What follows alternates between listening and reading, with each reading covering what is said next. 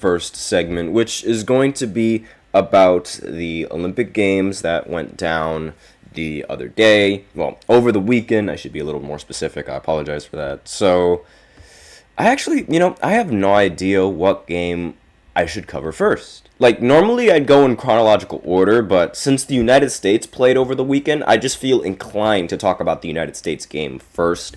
So, even though it was arguably, debatably, the most boring game of the entire tournament seeding and the brackets, I mean, the United States, they ended up winning 104-83. This game was never close. Actually, wait, I lied. The game was close in the beginning, and then afterwards, the United States put on the afterburners, and they just never turned them off.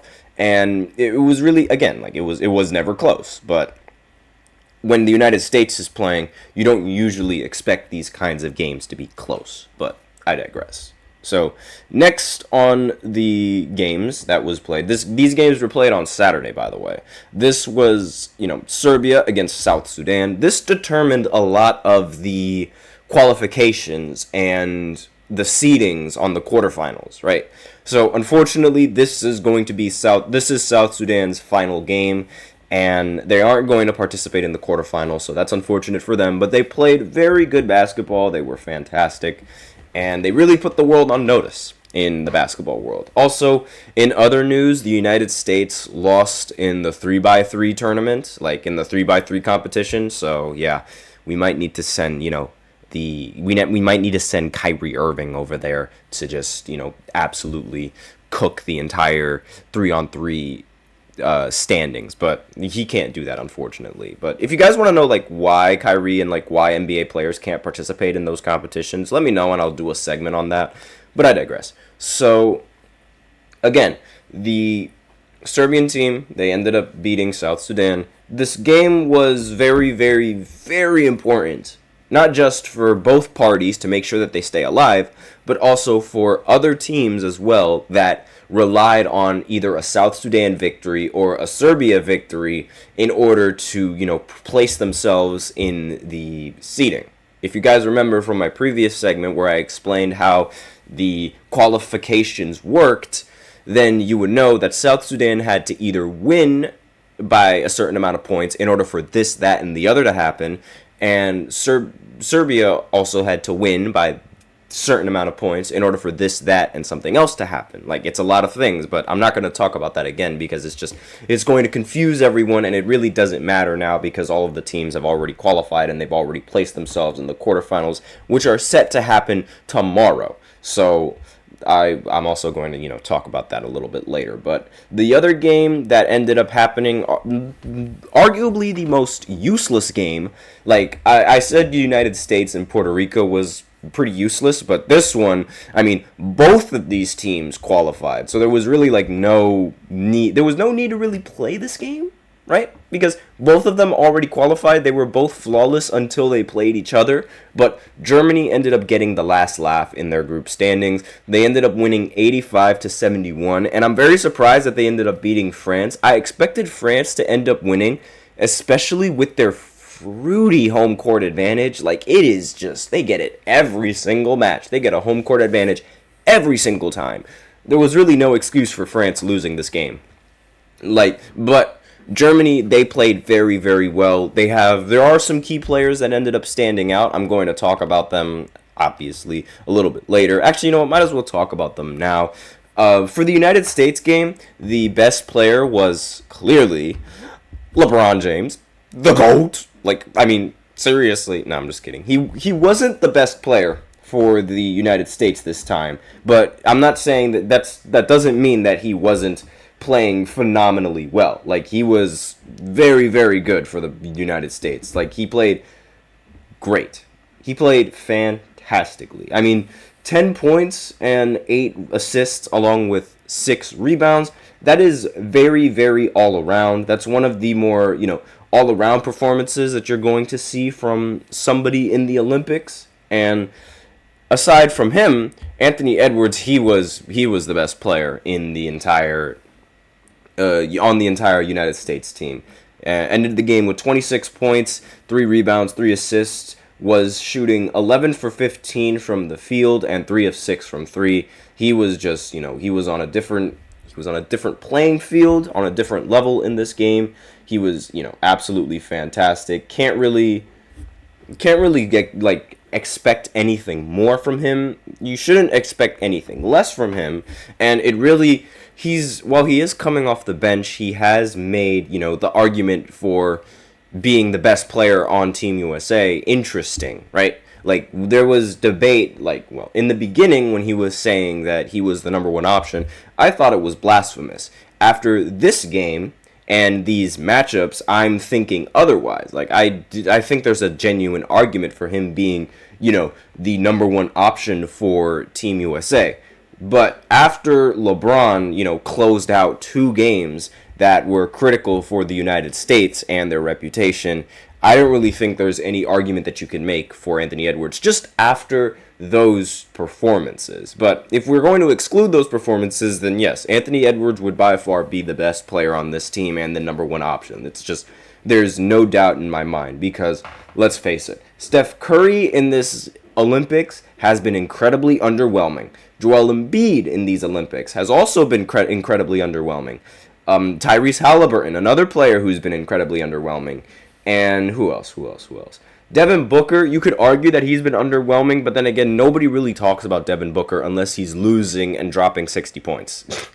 Which is, kind of, it sounds mean to say, but that's literally the very few times around the NBA media where Devin Booker gets talked about. And a lot of these players, they've been very underwhelming, especially Joel Embiid. I cannot exaggerate enough just how underwhelming Joel Embiid has been throughout the entirety of this Olympics. But I'm not going to spend the entire time talking about Joel Embiid, because there are so many other better players in these Olympics to talk about, like Franz Wagner. Now, if you guys remember from a previous segment that I didn't understand why Franz Wagner was getting the contract that he was getting. I mean, he's going to make a ridiculous amount of money with the Orlando Magic this coming season, but now that these Olympics are sort of, they're concluding, and, he's been playing phenomenally in these Olympic Games, and I can see why they decided to take a chance on him. I mean, I didn't understand it before, but now I do. He ended the game with 26 points. He was 6 for 10 from the 2-point line and 2 for 5 from the 3-point line.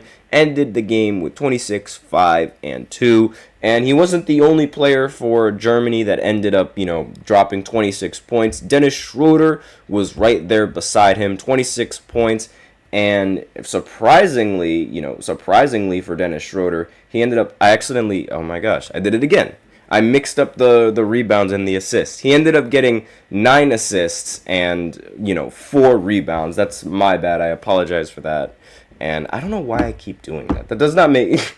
I always keep messing up. But France, again, as I mentioned before, I was expecting a little bit more coming in from the French team, especially since they had the home field advantage. But it's sort of it seems like it's only been Victor that's been playing very well for this team. And I don't understand why, because they have so many talented NBA players on this roster. It doesn't make any sense how it's just, Victor. And maybe this team isn't as strong as we thought that they would be. I mean, it took a miracle it took a miracle and 1 3-pointer for the French team to beat Japan, who was arguably the worst team in the entire standings. In the entire Olympics. The worst basketball team in the entire Olympics, arguably. So, 14-12 is fantastic for Victor, especially in these Olympics, along with 2 steals. But again, it's these games and this matchup, I expected France to win, especially with the home court advantage that they have and they inherit throughout the entirety of this postseason. And then finally, the Serbian game between Serbia and South Sudan. The players that played phenomenally for Serbia was Bogdan Bogdanovic. With this performance, he now is the number 1 leading scorer for the Serbian national team. He ended the game with 30 points, 4 rebounds, and 8 assists. Just a fantastic performance coming in from Bogdan Bogdanovic. Again, I said Boban. I apologize for that. I meant Bogdan. I always mess up the Serbian names. I apologize, but like, because to be fair, there is a Nikola Jovic on the team, and there's also a Nikola Jokic on the team. Obviously, I know who Jokic is, and I know who Jovic is, but the casual player and the casual person watching is going to have a difficult time figuring out who is who. But that's just me. And again, for speaking of Nikola Jokic, he ended the game with 22 points, 13 rebounds, 4 assists. Normally, he would get a triple-double in this kind of matchup, but again, he's one of the very few NBA players on his team, so it's not like he can get that many assists. Like, he's more of a scorer in these Olympics than anything else. But that is besides the point. So these are all the great performances that ended up happening over the weekend, and all the performances that I really needed to be talking about. So that's going to be it for the first segment, and now I'm going to go ahead and go into the second segment, where I talk about the tournament standings, like the group standings and where they're at right now. And I am going to show you this with a graphic that I said I was going to give you a graphic, and I did. So I will be right back after this short break, so be sure to stay tuned for that.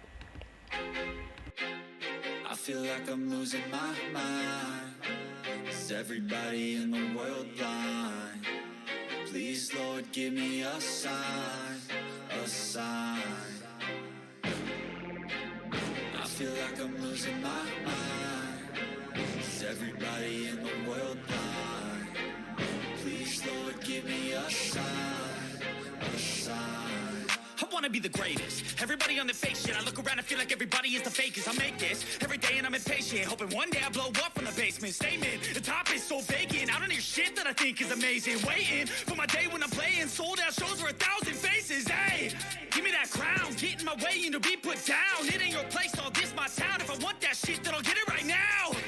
I'm losing it, the noose it fits, some losing shit, a stupid myth. You choose to live or choose to dip, you choose to fight or lose your grip and lose a gift. Oh, I feel like I'm losing my mind. Is everybody in the world blind? Please, Lord, give me a sign, a sign. I feel like I'm losing my mind. Is everybody